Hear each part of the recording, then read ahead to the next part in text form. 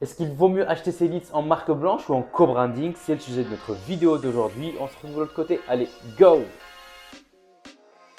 Bonjour à tous, ici Alim, j'espère que vous allez bien. On se retrouve aujourd'hui pour une nouvelle vidéo. On va voir ensemble est-ce qu'il vaut mieux acheter ses leads en marque blanche ou en co-branding. Si vous ne connaissez pas la différence entre les deux modèles, c'est-à-dire entre la marque blanche et le co-branding, en fait la marque blanche, vous allez travailler avec une agence qui va collecter des leads sur un site générique. Par exemple, si aujourd'hui vous faites appel à une agence qui va vous vendre du lead en marque blanche, elle va mettre en place en fait toute une stratégie d'acquisition avec un nom de domaine qui est générique. C'est-à-dire qu'au niveau du nom de domaine, si vous cherchez des leads en fenêtre, ils vont peut-être posséder le nom de domaine devisfenêtre.com ou devisfenêtre.com et en fait ils vont diffuser des publicités avec ce nom de domaine là. En fait il n'y a pas votre branding, c'est-à-dire il n'y a pas réellement votre image de marque, il n'y a pas votre charte graphique, il n'y a pas votre logo, c'est vraiment propre à l'agence. Donc généralement c'est des landing pages où il n'y a pas de logo, il n'y a pas vraiment votre charte graphique, c'est plutôt adapté à l'identité de marque de l'agence qui possède ce nom de domaine là. À l'inverse, en fait le co-branding, en fait vous allez vous mettre d'accord avec l'agence pour qu'elle puisse s'adapter à votre image de marque. C'est-à-dire qu'aujourd'hui si vous avez un branding, c'est-à-dire une image de marque, elle va vraiment mettre votre logo, s'adapter à votre charte graphique, mettre en avant votre offre, votre proposition de valeur, etc.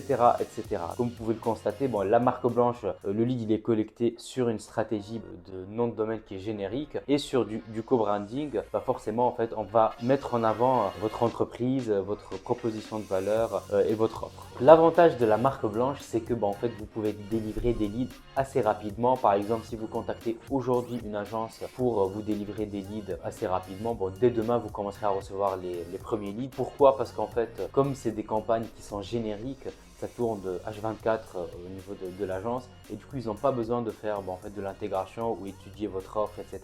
pour faire de l'intégration comme pour du co-branding. Vous passez commande, vous recevez les leads directement. L'inconvénient, c'est que en fait comme il n'y a pas votre image de marque, il n'y a pas votre proposition de valeur, il n'y a pas votre offre, forcément le prospect quand vous allez le rappeler, il ne se rappelle pas très bien sur quel site internet il a fait la demande. Si c'est un site de comparatif de devis, dans la tête du prospect va être recontacté par plusieurs artisans, tout dépend de la thématique sur laquelle vous travaillez et du coup il ne sait pas trop. Il faut avoir une bonne force commerciale en termes de prospection afin d'accrocher le prospect. À l'inverse, au niveau d'une stratégie d'achat de leads sur du co-branding, comme il y a votre charte graphique, il y a votre logo, il y a l'image de votre entreprise, il y a votre offre, il y a votre proposition de valeur, le prospect généralement il retient très bien, il se dit voilà, j'ai fait la demande sur tel site internet.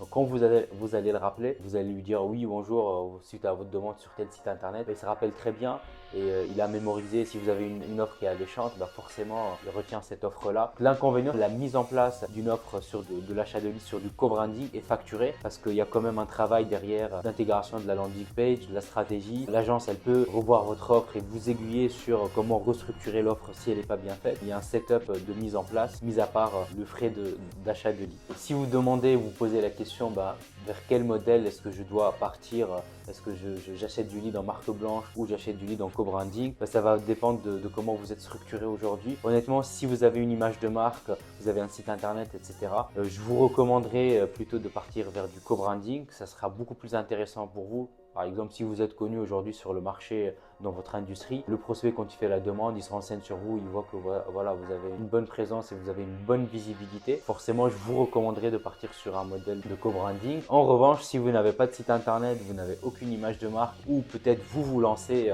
vous voulez tester une industrie, ça peut être très intéressant de faire en fait de la marque blanche avec une agence parce que en fait ça vous coûte pas de frais de setup, c'est à la performance, donc vous payez au lead généré et puis en fait ça vous permet de ne pas avoir toute la tâche en fait de la conception de votre offre, de votre image de marque. Donc c'est l'agence qui gère déjà ça en amont, donc ils ont vraiment tout fait au niveau de la stratégie. La seule mission de l'agence c'est de vous délivrer les leads qui correspondent aux critères que vous avez demandé. Donc ça peut être un très bon début, même pour un début d'activité. L'achat de leads en marque blanche peut être un très bon moyen pour commencer. Et en termes de qualité de lead, donc il n'y a pas photo, donc le co-branding reste beaucoup plus qualitatif que la marque blanche pour la simple et unique raison, comme je l'ai cité tout à l'heure, en fait il y a votre offre, il y a votre logo, il y a l'image de votre entreprise. Donc le prospect, quand il fait une demande de devis ou une demande d'information, il sait par qui il va être recontacté. À l'inverse, sur de la marque blanche, non, il ne sait pas par qui il va être recontacté. Ça se voit directement suite à l'appel téléphonique. Quand vous appelez le prospect, vous lui dites oui, bonjour, c'est monsieur X de la société X. Alors qu'en fait, sur de la marque blanche, généralement, en fait, la majorité des téléprospecteurs, ils disent oui, bonjour,